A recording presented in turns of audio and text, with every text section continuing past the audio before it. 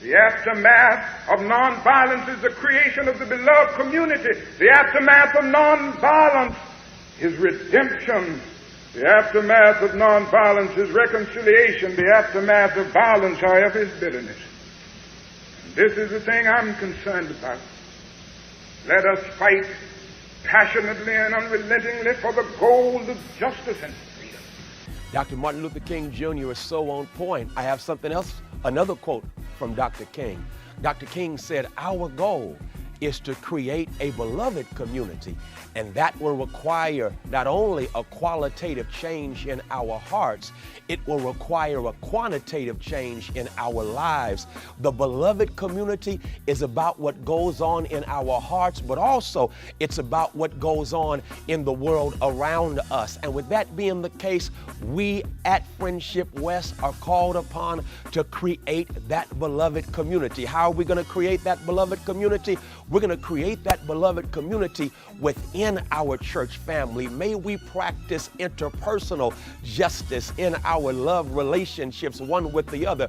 What is interpersonal justice? It's simply me wanting for you what I want for myself. I think Jesus already said that, and the Bible says, "Do unto others as you would have them to do unto you." That's interpersonal justice. Treat people the way we want to be treated. That's a beautiful thing. But also in creating that beloved community, we want to do all that we can to love our neighbor. When you love your neighbor, it simply means that you treat your neighbor again as you want to be treated. What can we do to create that beloved community?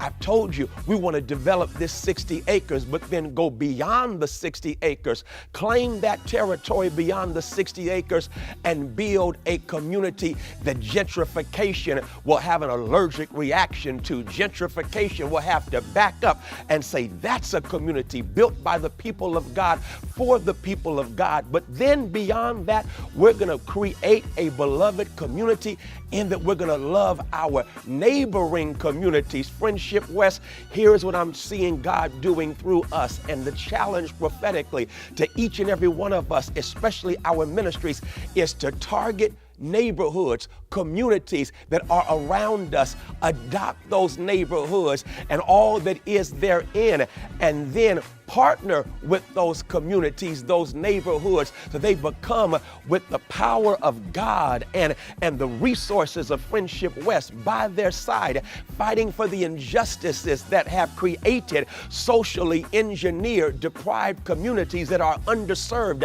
and neglected. But when we bring together the power of God, the partnership of Friendship West with that community, we will empower them to build a community again that reflects the goodness and greatness of our God. So the schools, in a real sense, educate our children. There's no longer a food, job, or opportunity desert because we have partnered with that community that has been historically underserved and neglected, and said to that community, we are here as your partners. We want you to know you're not in this struggle by yourself. And so I want us to understand the beloved community. First of all, it begins within us, and then within the confines of our church, but then spreads to the neighborhood that is around us. And when we create that beloved community, it simply means we embrace all and exclude none.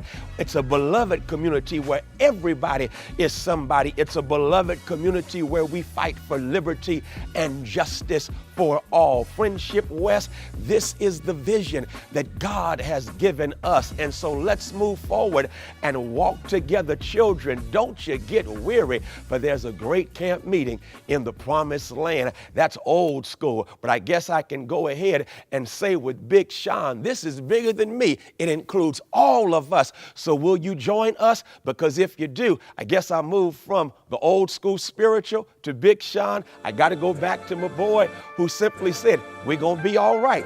We're going to be all right. Long as God's got us, we're going to be all right. Let's do it, and we shall overcome. But if God got us, then we gon' be all right. We gon' be all right. We gon' be all right.